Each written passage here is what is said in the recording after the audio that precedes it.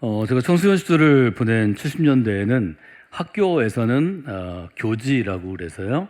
일종의 뭐 학생들의 글들과 또 여러 가지 학교를 졸업한 동문들, 즉 선배님들의 글들을 모아서 책을 만들고, 교회에서는 한 해가 지나면 문학의 밤을 통해서 뭐 행사들을 하고, 또 그 문학의 밤이 지나고 나면 발표한 글들과 또 여러 것들을 모아서 교회 잡지를 만들었는데요. 대부분 중등부, 고등부, 청소년부에서 활발하게 이 일들이 있었습니다.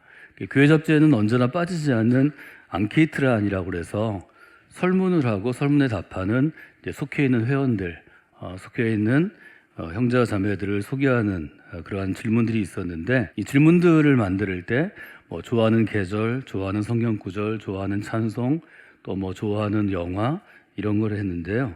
매년 빠지지 않았던 질문이 이 질문이었습니다. 인생의 좌우명은 무엇입니까? 이 질문을 계속 있기 때문에 좀 멋있는 좌우명을 만들어야 되는 게 사명이 되었습니다.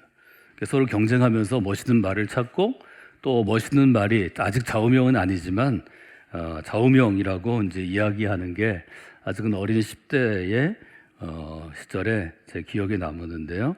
이때 습관이 돼서 제가 좋은 글이 있으면 계속 메모하고, 또 책을 읽다가 또 방송을 듣다가 이제 쓰는 습관을 갖게 되었고, 그것이 요즘에 제가 설교하면 여러분이 좀 기억할 수 있도록 한 문장으로 설교 제목을 만드는 그러한 틀이 되기도 하고, 인용하는 많은 구절들이 그때부터 이제 모아져 온 구절이기도 합니다. 좌우명은 어떤 뜻을 갖고 있나요? 좌우명은 늘 옆에 둔다는 의미죠. 내 옆에 늘 두어서 가르침으로 삼는 어떤 짧은 글이나 문구들입니다. 근데 실제로 이 좌우명이, 내가 인생의 좌우명이 무엇입니까 할 때는 좀 멋있게 보이려고 이게 좌우명입니다 이렇게 썼던 그 글이 그 사람의 인생의 좌우명이 된 경우도 많이 있습니다. 제 경우도 예를 들어서 지난주에 제가 헬런 켈러의 잘 알려진 명언, 명구 이렇게 나오는 것을 설계해 드렸는데요. 하나의 문이 닫히면 인생이란 다른 하나의 문이 열리게 마련이다.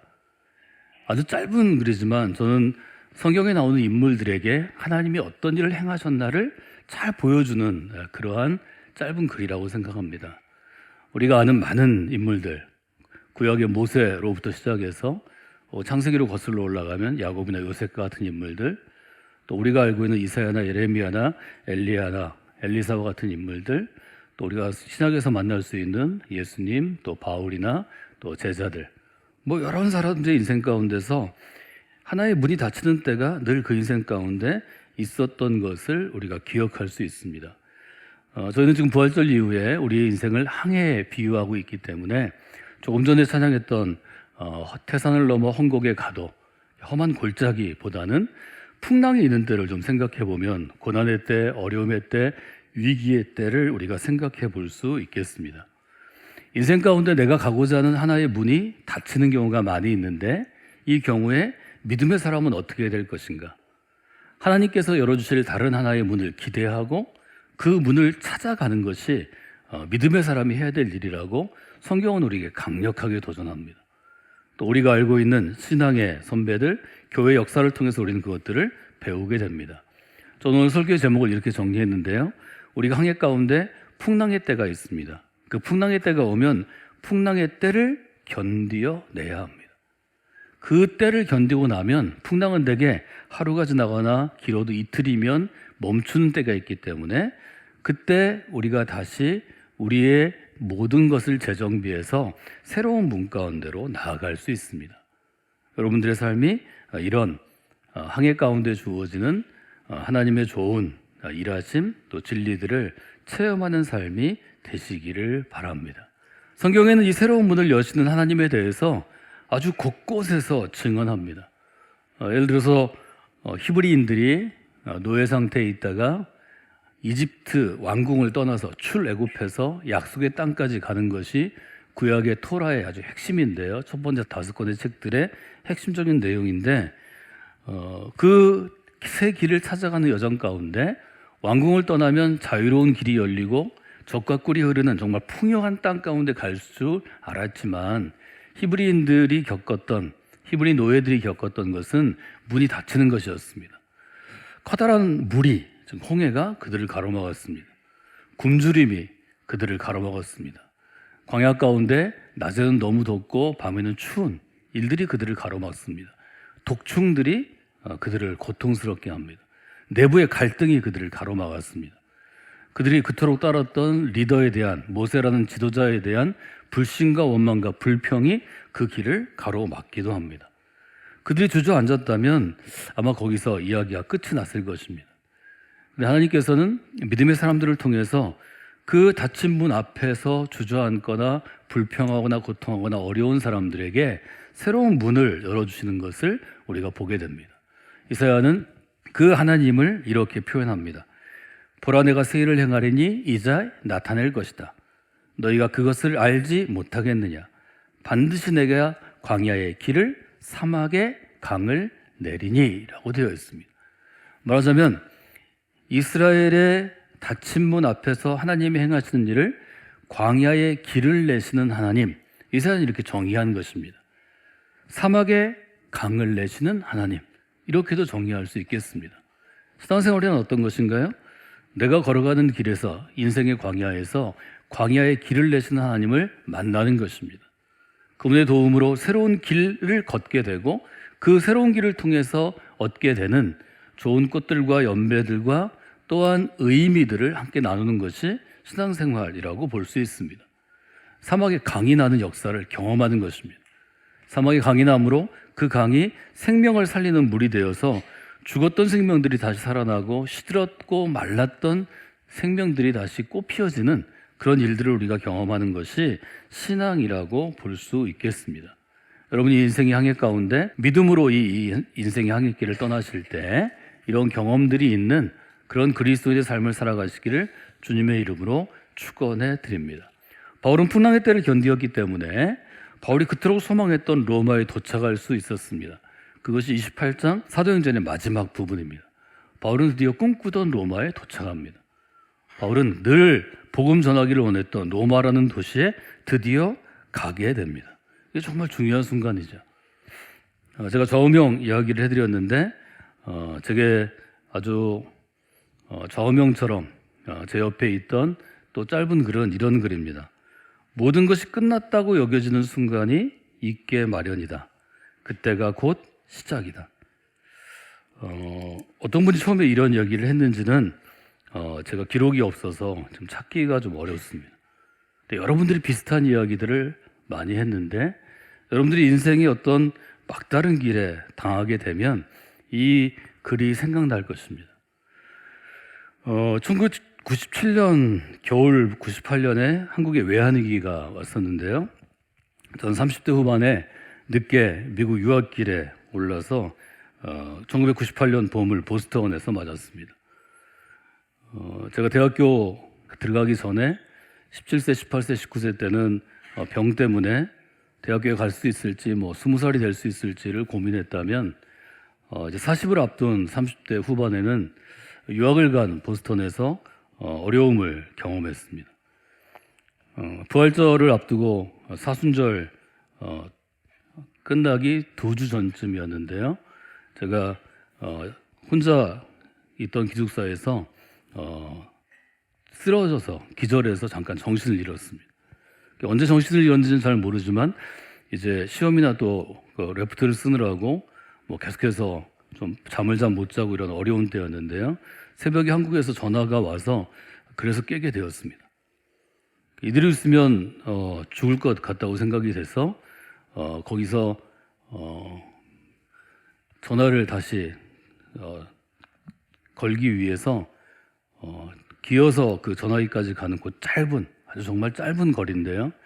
2, 3m 거리를 함께 유학 와 있고 저랑 가깝게 지냈던 친구 유학생에게 나를 좀 병원으로 옮겨달라고 연락을 하려고 전화기까지 갔는데 가는 시간이 너무 길었고 깜빡깜빡하는 좀 어려움이 있었습니다. 그때 그 짧은 순간에 많은 것들이 제 머릿속에서 지나갔는데 이렇게 표현할 수 있을 것 같습니다. 이게 끝인가 보다. 내가 20살은 어떻게 맞고 20대를 잘 지내고 그 다음에 30대 들어가면서 다시 신학교에 편입을 하고 목회자로서의 삶을 시작하고 또 결혼을 하고 또 이제 늘 준비했던 유학까지 왔는데 여기서 끝이 나나 보다. 뭐 이런 생각을 그때 하게 되었습니다. 많은 생각들이 그 짧은 시간에 있었는데 저 개인의 삶의 아쉬움은 그때는 좀 덜했던 것 같습니다. 이미 아주 젊기 전에는 20살 전에 병을 앓았고 그것으로 더 오래 살 수 없을지도 모른다고 생각을 해서 나머지 산 삶은 하나님이 주시는 선물, 보너스 같은 것, 덤이었기 때문에 여기까지 오게 하신 것은 참 감사하다. 걱정되는 사람들이 있었는데 사실은 제일 걱정되는 게 그때 두 아이였습니다. 첫째는 5살이었고 둘째는 태어난 얼굴을 보고 제가 100일 되기 전에 떠났기 때문에 이제 6달쯤 된 둘째 아이였는데요. 이 두 아이가 제일 걱정이 됐는데 특별히 둘째가 더 걱정이 됐습니다. 첫째 아이는 제가 한국에서 같이 있는 동안 4년 조금 넘는 동안 최선을 다해서 그 아이를 양육했기 때문에 아빠의 사랑이 좀 남아있을 거라 이렇게 생각을 했습니다. 근데 둘째는 태어나고 나서 제가 곧바로 미국에 왔기 때문에 사실 얼굴이 잘 기억나지 않아서 한국에서 저에게 보내주는 많은 것들 중에 큰 것이 사진들이었습니다. 지금처럼 뭐 인터넷으로 전송하기가 쉬운 때가 아니고 또 어려운 때였기 때문에 제가 사진을 굉장히 많이 요청했습니다. 아이의 사진을 수십 장 벽에 붙여두고 보는데 이 아이를 좀 보고 죽었으면 좋겠다 뭐 이런 생각도 그때는 났습니다. 그러면서도 이제 정리가 짧은 순간에 병원에 있는 2박 3일 동안 순간순간 대고 제가 메모를 쭉 하게 되었는데요. 첫째 아이는 저희 부모님이 할머니 할아버지가 끔찍하게 저도 첫째였고 그 아이도 첫째니까 첫째 손주를 사랑하셨기 때문에 충분히 사랑으로 양육될 거라고 제가 기대했습니다. 둘째가 굉장히 걱정이 됐는데 둘째는 제 동생들에게 좀 부탁을 해야 되겠다. 제 동생들이 굉장히 착하고 또 저와 관계가 좋은 제가 삼형제 가정인데 동생들에게 이 둘째 양육을 그래도 대학 졸업까지는 부탁을 해야 되겠다. 이런 걸 계속 메모하고 정리하고 거기 옆에 있는 친구한테 꼭 나한테 무슨 일이 생기면 전해달라고 그렇게 했던 순간들이 있습니다. 인생이 끝났다고 생각하면 다른 사소한 모든 것들은 정리가 다 됐습니다. 제가 음악을 굉장히 좋아해서 미국 유학 갈 때 CD를 200장쯤 갖고 갔는데요. 그 200장도 나중에 제 첫 아이와 자주 놀아주던 거기서 사회학 박사과정을 하던 한 목사님 아들 후배에게 제가 그냥 깔끔하게 줬습니다. 병원에서 200장 또 오디오부터 제가 샀는데 오디오 200장 다 네가 가져라. 제 유학생 친구가 굉장히 어렵게 해서 컴퓨터 하여튼 뭐 90 컴퓨터는 있었는데 프린터가 없었는데 제 프린터를 항상 탐냈기 때문에 프린터는 네가 가져라. 뭐 이런 건 쉽게 정리가 됐습니다. 그러나 아이들이 제일 걱정이 됐고 그 아이들을 이제 혼자 키워야 되는데 키우는 것도 생각이 많이 났습니다. 나중에 이제 계속해서 여러 순간들을 돌아볼 시대가 되고 저도 이제 나이가 더 먹게 되니까 인생에서 성패를 가르는 순간이 끝이라고 생각한 그 순간이라는 것을 제 삶뿐만 아니라 성도들 여러분들의 삶을 경험하면서 많은 사람들의 삶을 또 제가 관련을 맺게 되면서 알게 됐습니다. 여러분 그때가 중요합니다. 인생에서는 여러분이 아무리 성실하게 살아도 아무리 열심히 살아도 아니면 좀 게으르게 살아도 아니면 실수를 많이 하고 살아도 끝이라고 생각되는 지점들이 삶 전체를 이렇게 그려보면 어떤 그래프의 정점처럼 반드시 여러 번 있습니다. 그때 그 순간에 결정을 잘해야 합니다. 창세기를 돌아보면 요셉이 그런 삶이 있었습니다. 요셉은 어린 시절에 형제들에게 배신을 당하고 구덩이 가운데 버려집니다. 밤에는 너무 춥고 낮에는 너무 덥고 먹을 것도 없고 굶주려 가면서 그나마 잠깐 기절했을 것입니다. 그 순간마다 그는 인생이 끝났다고 생각했을 것입니다. 다행히 노예 상인들에 의해서 그가 구출이 돼서 결국 노예로 팔려갑니다. 노예로 팔려간 그 집에서 요셉이 이집트로 팔려갔다고 성경은 기록하는데 그 신하, 권력 있는 신하의 집에서 그는 새로운 삶을 받아들여야 했습니다. 부모의 사랑이 아니라 명령으로 이루어진 삶입니다. 절대 복종해야 되는 삶입니다. 거기서 정말 신임을 받아서 좀 숨쉬나 했더니 감옥으로 다시 들어가야 됐습니다. 다른 나라의 감옥에 갇히는 것이 얼마나 어려운 삶입니까? 끝났다고 생각하는 순간에 그가 하나님의 도우심을 기대하고 새로운 삶을 그리지 않았다면 그의 삶은 거기서 끝이 났을 것입니다. 바울의 경우도 마찬가지입니다. 바울은 그리스도의 사도로서의 길을 계속해서 살아갔지만 마지막 로마로 가는 길에서 풍랑을 맞아 죽을 뻔합니다. 풍랑이 끝난 다음에 다시 가는 로마도 그가 꿈꾸었던 모습의 로마행이 아닙니다. 바울이 아시는 것처럼 당대 유대인으로서는 가장 많은 공부를 했던 사람 중에 하나입니다. 유대인의 경전, 토라를 그는 배우는 율법 학자이기도 했고 또 그리스 철학, 헬라 철학에 아주 능통에 가까운 아주 철학자이기도 했습니다. 이 두 가지를 다 했기 때문에 그는 자신이 말하자면 복음을 전하는데 가르치는 일에 굉장히 자부심이 있었습니다. 그는 최고의 교사였고 또 최고의 설교자였고 최고의 저술가였습니다. 그러나 바울이 자유롭게 로마에 가서 사람이 많이 모이는 번화가 가운데 시장 가운데 혹은 어떤 학원이나 학교 가운데 그가 서서 복음을 전한 게 아니었습니다. 그러면 같은 상태로 죄수의 신분으로 그는 제한된 상태에서 사람들을 만나고 복음을 전해야 했습니다. 그런 일들이 우리 가운데 있는 것을 보게 됩니다. 어린이 주일인데요. 우리나라에는 어린이날이 있습니다. 어린이날은 한번 제가 자세히 설명해 드린 것처럼 1922년에 방정환 선생으로부터 시작된 일종의 어린이를 중시하는 운동이 천도교 서울 지부의 지원을 받아서 처음 시작됩니다. 그래서 5월 첫째 주 주일 일요일을 기점으로 시작되다가 이것이 일제시대에 중단이 되고 1946년에 다시 부활돼서 첫째 월요일이 되고 1957년에 정부의 4개 부처가 기념일을 정하는데 마침 첫 번째 주일이 5월 5일이어서 그때부터 5월 5일로 공휴일을 정하게 되는 게 어린이날의 역사입니다. 애들에게 잘해주는 것, 관심을 갖는 것, 애들에게 자유로운 인생, 또 잘 사는 인생을 주는 건 너무 귀한 일입니다. 그런 생각을 저는 많이 해보게 됩니다. 우리 교회도 자기 자녀를 그리스도 안에서, 즉 믿음 안에서, 한국 사회 안에서 동시에 잘 키우고 싶어서 우리 교회 오는 젊은 부모들이 매년 많이 있습니다. 저는 여러분에게 그런 질문을 좀 드리고 싶습니다. 이 어린이들을 위해서 진짜 잘해주는 게 어떤 것인가? 인터뷰를 보거나 글을 보거나 또 텔레비전의 특집 프로그램을 보면 젊은 부모들이 자라나는 어린 아이들에게 그렇게 얘기합니다. 아이가 원하는 삶을 살고 싶어 해주세요. 저는 아이가 원하는 삶을 응원하겠어요. 굉장히 좋은 부모처럼 보여지는 것 같습니다. 저는 묻고 싶습니다. 그런 말을 하는 부모들이 30대나 40대 아니면 50대 원하는 삶을 아세요? 내가 원하는 삶을 잘 아세요? 그 아이가 원하는 삶을 살게 해주려면 그 아이가 스스로 그가 원하는 삶을 알아야 합니다. 그런 사람이 몇 사람이나 있을까요?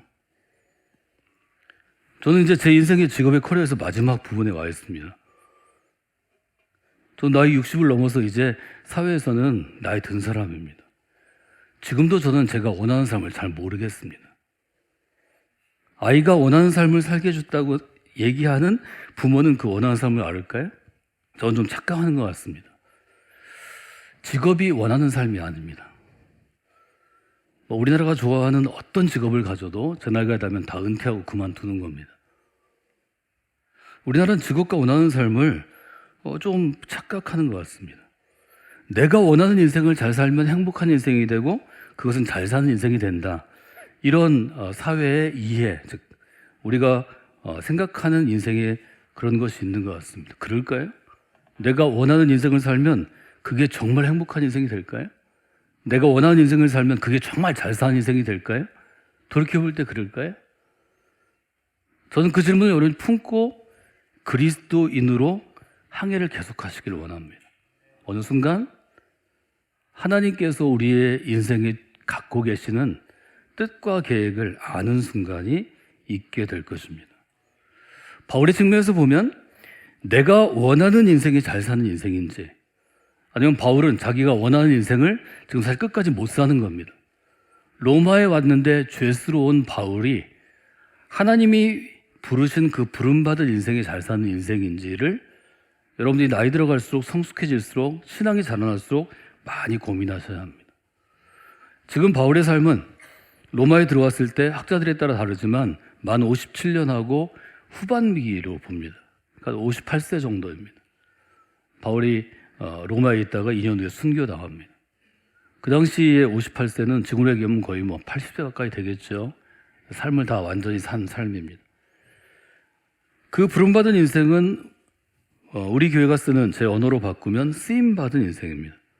바울이 스토리를 보면서 내가 원하는 인생과 부름받아 쓰임받는 인생 중에 어떤 것이 더 잘 사는 인생이고 어떤 것이 더 행복한 인생인지를 자꾸 여러분이 물어보셔야 합니다. 이것은 모든 그리스도인에게 주어진 항해 가운데, 인생의 항해 가운데 풀어야 될 과제라고 저는 생각합니다.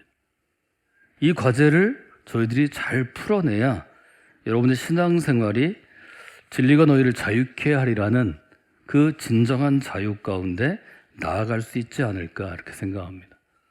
바울로 다시 돌아가서 얘기하면 로마에 들어갔을 때, 로마에 항해를 해서 로마에 가서 복음을 전할 때 바울이 원하는 인생은 자유인이었습니다. 자유롭게 내가 가고 싶은 곳에 가고 내가 원하는 사람들에게 복음을 전하고 내가 원하는 때 복음을 전하는 것입니다. 그런데 지금 하나님께서 로마까지는 가게 하셨지만 로마에 있는 바울의 인생은 죄수의 인생입니다. 말하자면 하나님이 열어주시는 새로운 문은 내가 꿈꾸던 문과는 그 모습이 아주 많이 다를 수 있을 것입니다. 그 다른 것 가운데 바울은 여러 가지를 배운 것 같습니다. 아니면 사도행 28장을 읽는 우리와 같은 후대의 그리스도인들에게 여러 가지를 배울 것을 우리에게 도전하시는 것 같습니다. 바울이 자유인이 아니라 죄수가 되었을 때 우리가 볼 때 유익한 점이 하나 있습니다. 하나는 어떤 것인가 하면 23절에 있습니다. 23절 한번 저기 읽어볼까요? 그들이 날짜를 정하고 그가 유숙하는 집에 많이 오니 바울이 아침부터 저녁까지 강론하여 하나님 나라를 증언하고 모세의 율법과 선지자의 말을 가지고 예수에 대하여 권하더라.